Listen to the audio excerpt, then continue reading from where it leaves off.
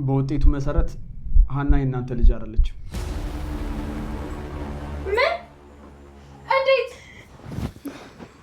እኔ እንግዲህ አላውቅም።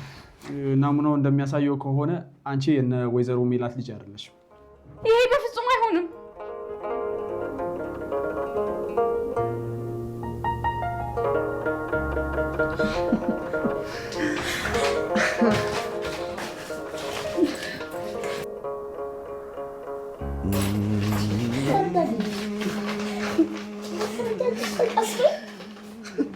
የሌባ አይነ ደረቃሉ። ይሄ በፍጹም አይሆንም። እንግዲህ ከዚህ በላይ ምን ታረጊው? እሺ ምን ይሻል? ምን ሆንኩኝ? ከሆስፒታል ከተመለስን በኋላ እኮ ራስሽን አይደለሽም። ምን ማለት ነው ደግሞ? እማዬ ለምንድን ነው የማትረጋጊው? ቆይ ምን አድርጊ ነው የምትሉኝ? ውጤቱን አምነሽ እንዳልተቀበልሽ ያስታውቅብሻል። እና የሆነስ እንደሆነ ምን ይሁን? በቃ አሁን እኮ ውጤቱ ታውቆ ሀና ውሸታ መሆኗ ታውቋል። ያንቺ እንደዚህ መሆን ምን የሚሉት ነው? እቺ ልጅ ግን ልብ ብለሽ አይተሻት ታውቂያለሽ? ለምን ብዬ ነው ማየት ደግሞ? ምንም ሀሴትን አይመስልም። እርግብ ሀሴትን መምሰል አይጠበቅባትም። ምክንያቱም እሷ ራሷ ሀሴት ስለሆነች። ቆይ ደግሞ ይሄ ደግሞ ምን አይነት ንግግር ነው? ይኸውልሽ እማዬ በጣም እንደማከብርሽና እንደምወድሽ ታውቂያለሽ። ግን ከዚህ በኋላ በልጄ ጉዳይ ምንም አይነት ሀሳብ እንድትሰጪኝ አልፈልግም። ምን? እኔ ነው እንደምትይኝ? ሰላም ሰላም፣ ጤና ይስጥልን ውድና የተከበራችሁ የመሲ ቻናል ቤተሰቦች እንዲሁም የኖላዊ ድራማ ተከታታዮች፣ እንግዲህ እንደምታዩት ኖላዊ ድራማ ተለቋል። በሚያሳዝን ሁኔታ እንደጠበቅነው እንደገመት ነው የሀናና የእርግብ የዲኤንኤ ምርመራ ተቀይሯል ማለት ነው። ይሄ ደግሞ የሆነው ምንድን ነው? ዶክተሩም ያው አንዳንዴ ህይወት ነው። ዶክተሩም አስፈራርተውታል። ለዛ ነው እንደዚህ የተፈጠረው ማለት ነው። ዶክተሩን ጋርድ ቀጥራ ወይዘሮ ባዩሽ አስፈራርተዋለች። ይህንን ካላደረገ ፍቅረኛው እንደሚገልበት ይነግረዋል። እናም ስላስፈራሩት እሱ ምንም ማድረግ አልቻለም፣ ተቀይሯል ማለት ነው። እና ሀናም ይሄንን ስትሰማ በጣም አበደች፣ እጅግ በጣም አበደች። እንዴት ይሄ ሊሆን አይችልም ማለች። ሜላትና እርግብ በጣም ደስተኛ ሆኑ። ሰላምም ደስተኛ አይደለችም። እሷ ሀና ትሆናለች ብላ ጠብቃ ነበረ። አያትየዋም እንደዛው ደስተኛ አልሆነችም ማለት ነው። እዚህ ጋር ደግሞ እንደምታዩት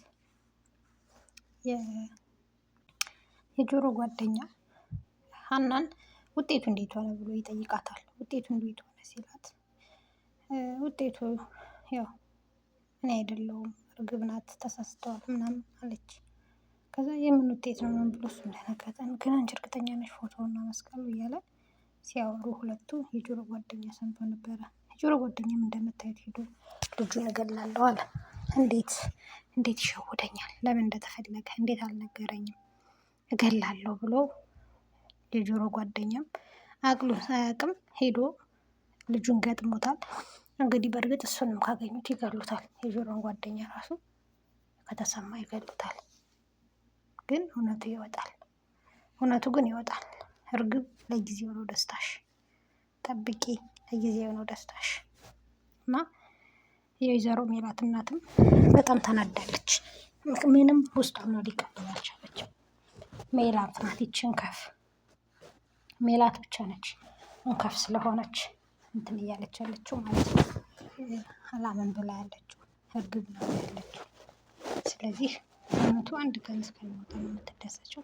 እዚህ ጋር እንደምታዩት ቡናዋን አፍልታ ምን ብላ አያቷን ለማስደሰት ለማሳመን እየሞከረች ነው። ነገር ግን አያትየዋ ምንም አይሞቃት፣ አይበርዳት፣ አይደንቃት። ቡናው እየፈላ ነው ሽታል። ምን አገባኝ እኔ ቢፈላ ባይፈላ ትላታለች እናትየዋ። ወይዘሮ ሜላትም እማዬ ለምንድን ነው ዛሬ እንደዚህ የሆንሽው ትላታለች። ሰውን ደስተኛ አይደለች። ልጅ ግን እንደብለሽ ተመጣጣ ምኗም እኮ ሀሴትን አይመስልም ትላታለች። ምን አገባኝ እኔ ሀሴትን መምሰል አይጠበቅባትም፣ ምክንያቱም ራሱ ሀሴት ስለሆነች ትላታለች። እሺ ትላለች።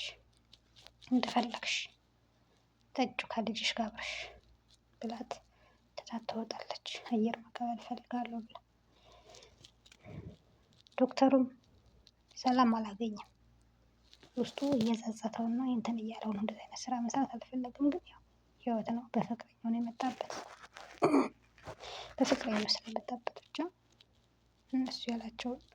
እነሱ ያሉትን መቀበል አለበት።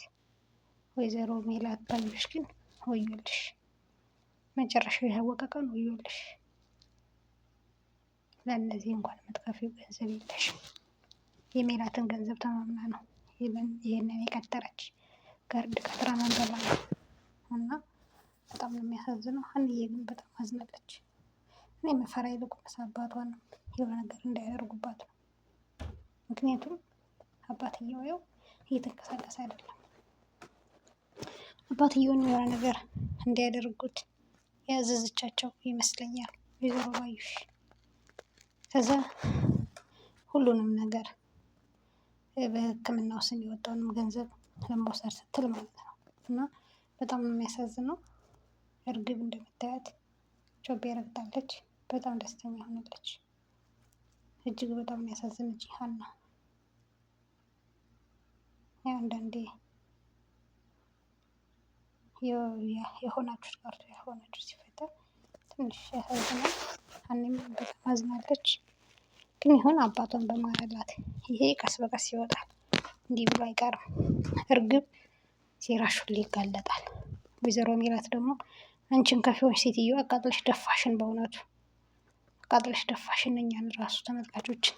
ምክንያቱም እንዴት የሰው ልጅ ትንሽ እንኳን አይጠራጠርም። ትንሽ እንኳን በጣም እንትን ትላለች ማለት በስሜት ነው የምትነዳው። በጣም የምትገርም ሴትዮ ናት። እና ወይዘሮ ባዩሽ ለካ ትናንት እንደዛ ስትስቂ የነበረው ያው አዘጋጅታ ነው፣ ቀድማ ስራዋን ሰርታ ነው። ሁሉንም ነገር ቀድማ አስተካክላለች ማለት ነው። እና በሚያሳዝን ሁኔታ ውጤቱ ይሄ ሆኗል። ያው መጀመሪያ ሲጠበቅ የነበረ ነው ዶክተሩ እንደሚቀይረው ባዩሽ እንደምታስቀይረው። ግን እውነት ተወጣለች አንድ ቀን። የጆሮ ጓደኛ አሁን ዝም አይልም። ካልገደሉት እሱን ህይወቱን ካላጠፉት በጭራሽ ዝም አይሉም። አብረን የምናየው ይሆናል። እስከዛ ቤተሰብ ላይክ እና ሼር ሰብስክራይብ እያደረጋችሁ ተቀላቀሉ።